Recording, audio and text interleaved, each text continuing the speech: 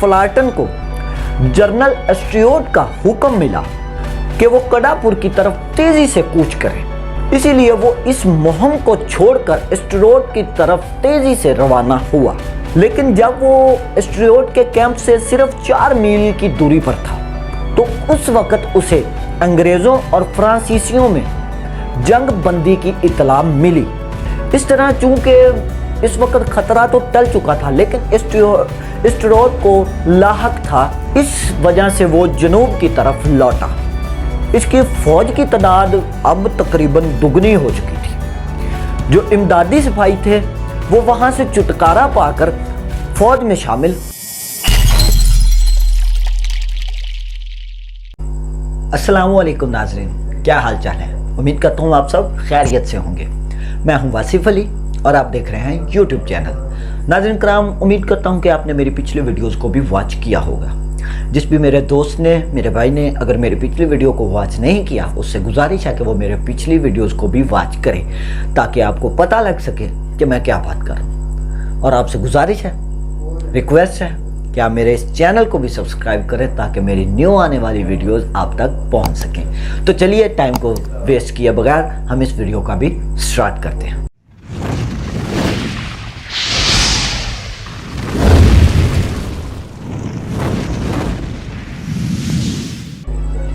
RG सुलहनामे पर दस्तखत होने के फौरन बाद कैंपबेल ने 13 अगस्त को सुल्तान से मुलाकात की और इसे किले में सामान्य खुराक की किल्लत से मुताला किया। टिपू ने मुनासिब इज्जत और एहतराम के साथ इसको फौरन एक बाजार लगाए जाने का हुक्म दिया। इसके बावजूद 2 अगस्त को जनरल मैकक्यूड जो मालाबार और कीनिया में कंपनी की फौजों का आला कमांडर था, किले को कमक पहुंचाने के लिए हेनपिरनियो के एक दस्ते के साथ मैंगोर के सामने पहुंचा। इसका यह इकदाम आरजी सुलहनामे के इस 5वीं दफा की खुली खिलाफ वर्जी थी जिसकी रूह से मेजर कैंपबेल को खुशकी के रास्ते से या समुद्र की तरफ से किसी किस्म की मदद हासिल करने का हक नहीं था। फिर भी टीपू ने मैककोड को न सिर्फ मैंगोर में उतरने की इजाज़त दी बल्कि शहर में इसके क़याम के लिए इंतज़ाम करने का हुक्म भी सदर कर दिया। इसे किले में जाने की इजाज़त दी और जब जनरल टीपू से मुलाकात के लिए आया तो इसका खैर मकदम बड़े तापाक के साथ किया गया। एक फिनांस, एक घोड़ा और खलत इसे तोहफे के तौर पर पेश की गई।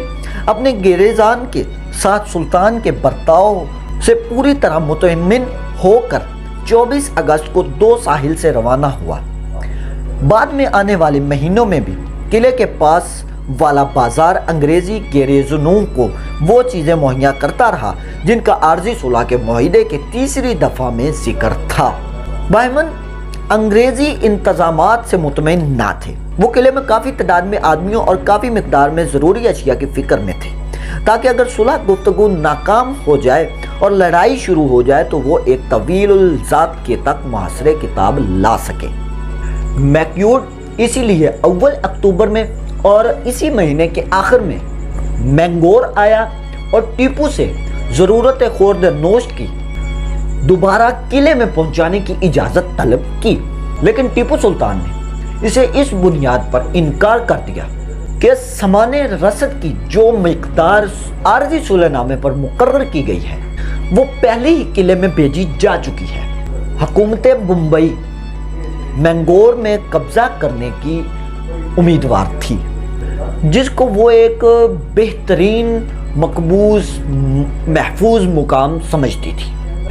इसलिए इसने मैकक्यूड को हुक्म दिया कि वो फौजी कुव्वत से काम ले, ग्रेजेन को इमदाद पहुंचाए। चुनाचा 22 नवंबर को एक बहुत बड़ी फौज एस्कोर्डन के साथ जनरल मैंगोर के पास पहुंची और इसरार किया कि चावलों के 4000 बोरे किले के अंदर भेजे जाएं।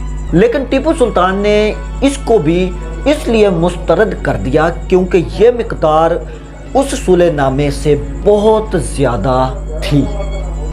मैककोड के गुस्ताखाना और धमकाने के अंदाज ने टीपू सुल्तान को और भी सख्त कर दिया। मैककोड जंगी जहाज और अपनी फौज के साथ मैंगोर में नमूदार हुआ। यह बात आरजी सुलहनामे के शराइत के बिल्कुल खिलाफ थी।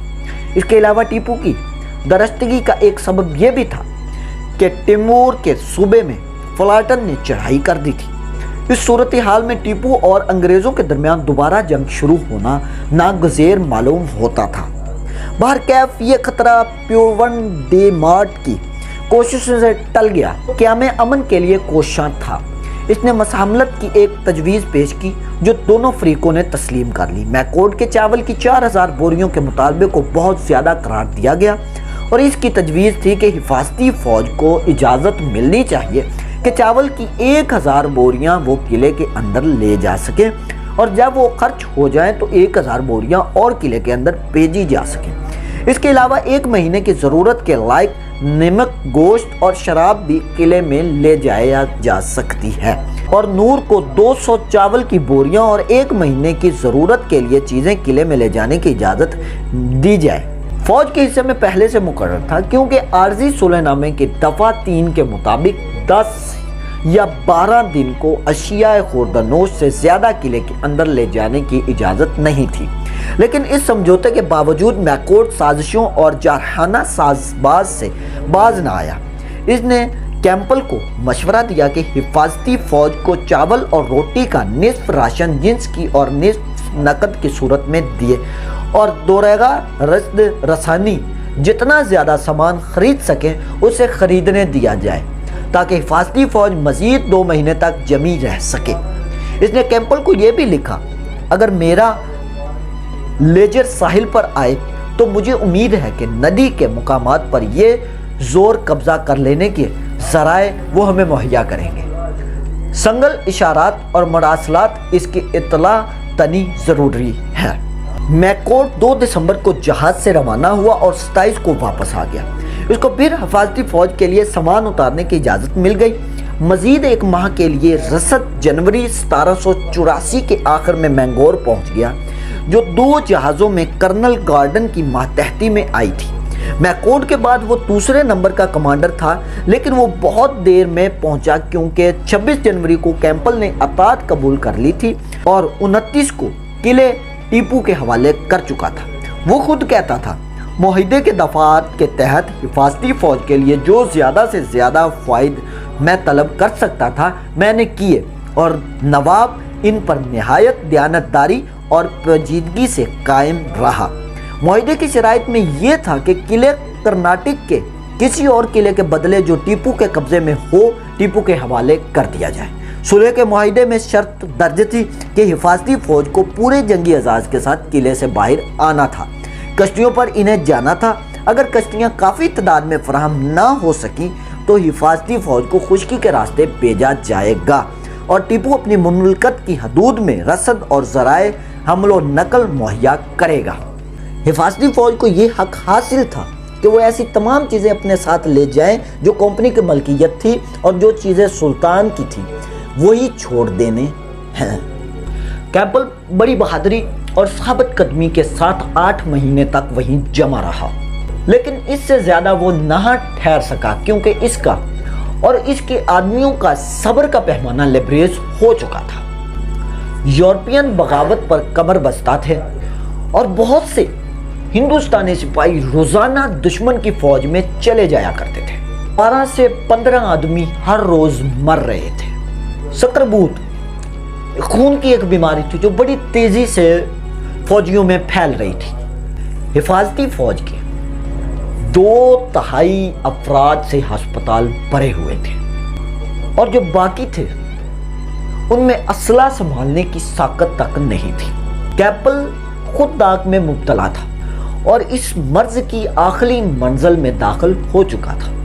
حفاظتی فوج کے مصائب کا ذمہ دار ٹیپو کو ٹھہرانا بالکل غلط ہوگا۔ دال اور گھی کی کمی ضرور تھی، لیکن چاول کی کمی بالکل بھی نہیں تھی، اور اطاعت قبول کرنے کے وقت تک انگریز قلعے کے دائیں بازار سے برابر چاول خریدتے رہے تھے۔ 19 دسمبر 1783 کو گورنر جنرل بالا جلاس کو کونسل کو ایک مراسلے میں لکھا گیا کہ مینگور اور انور میں ٹیپو نے سامان خوراک پہنچانے میں کوئی رکاوٹ نہیں ڈالی ہے۔ ٹیپو کو اصل میں جس بات پر اعتراض تھا وہ یہ تھی کہ قلعے میں اس مقدار سے زیادہ سامان لے جایا جائے جو عارضی صلاح نامے کے معاہدے میں طے ہو گئی۔ حقیقت میں جو چیزیں باہر سے لائی جاتی تھی ان کی کمی اور نقص نے حفاظتی فوج کو زیادہ نقصان پہنچایا۔ اس کی حقیقی ذمہ دار ممبئی کی گورنمنٹ تھی۔ انور کے کمانڈر نے خود تسلیم کیا کہ سامان خوردہ نوش کی تو اس وقت بھی کمی نہیں ہے، لیکن اچھے اور صحت بخش سامان کی ضرورت ہے۔ بہرکیف سامان خوردہ نوش اس وقت ہماری ضرورت میں سب سے کم درجے ہے۔ خوراک کا جو سامان میکوٹ 22 نومبر کو مینگور کے قلعے کے لیے لایا گیا، گودام کے اس خراب شدہ سامان کا ایک حصہ تھا جسے سرجری فوج کے ایک ایجنٹ سے خریدا تھا۔ جہاں تک اس کے لائے ہوئے گائے اور سور کے گوشت کا تعلق ہے، اس میں سے ایک ٹکڑا بھی ایسا نہ تھا جسے کتے بھی کھانا پسند کرتے۔ 21 دسمبر کو جو سامان قلعے میں لایا گیا وہ بھی ادنا ہی قسم کا تھا، صرف تھوڑا سا نمکین گوشت کھانے کے قابل تھا۔ بسکٹ میں کیڑا پڑے ہوئے تھے۔ وہ قلعے میں داخل ہونے والے چاولوں کی مقدار حسب ثابت تھی، لیکن گائے کا گوشت اور شراب پہلے سے کم تھی اور افسروں کے لیے فواکہ بھی نہیں لائے گئے تھے۔ ایسے معلوم ہوتا تھا کہ حفاظتی فوج اس لیے غفلت اور بے توجہی کا شکار ہوئی کہ میکوٹس مالابار ساحل پر ایک فوجی قلعے کو تسخیر کیا جائے جسے بے عدد اہمیت حاصل تھی، لہذا اس کو محفوظ رکھنا مینگور سے بھی زیادہ ضروری تھا۔ اپنے منصوبے کو خاک میں ملتے دیکھ کر مینکوٹ کنیا نور کی چھوٹی سی مولچہ بستی کی طرف متوجہ ہوا اور دسمبر 1788 میں سے اس پر حملہ کر دیا۔ اس نے اس حملے کو آڑ بنانے کے لیے یہ الزام دھرے اس کے 300 آدمیوں کو جو کاردور اس کے پاس آ رہے تھے کنیان کی بیوی اور ٹیپو نے قید کر لی ہیں۔ اصل قصہ یہ تھا کہ سپرن نے نامی کشتی جو انہیں لا رہی تھی طوفان میں تباہ ہو گئی تھی اور 2 افسروں اور 200 آدمیوں کو جو بچ کر منگور کے قریب ساحل تک پہنچنے میں کامیاب ہو گئے تھے ٹیپو نے حراست میں لے لیے تھے۔ تقریباً 100 آدمیوں کو جو کینیا نور کے قریب تباہ ہوئے تھے بی بی نے قید کر لیا تھا اور انہیں ہتھ کڑیاں پہنائی تھی۔ چونکہ ٹیپو اور بی بی دونوں نے ان کو رہا کرنے سے انکار کر دیا تھا، اس لیے میکڈور نے کینیا نور پر چڑھائی کر دی تھی۔ آج کے لیے ناظرین صرف اتنا ہی۔ امید کرتا ہوں کہ یہ ویڈیو آپ کے لیے بہت انفارمیٹیو ثابت ہوئی ہوگی۔ آپ سے گزارش ہے کہ آپ میرے چینل کو سبسکرائب ضرور کریں تاکہ میری نیو آنے والی ویڈیو آپ تک پہنچ سکے۔ ملتے ہیں نیو ویڈیو میں، تب تک کے لیے اپنا اور اپنے اس چینل کا خیال رکھیں۔ اللہ حافظ۔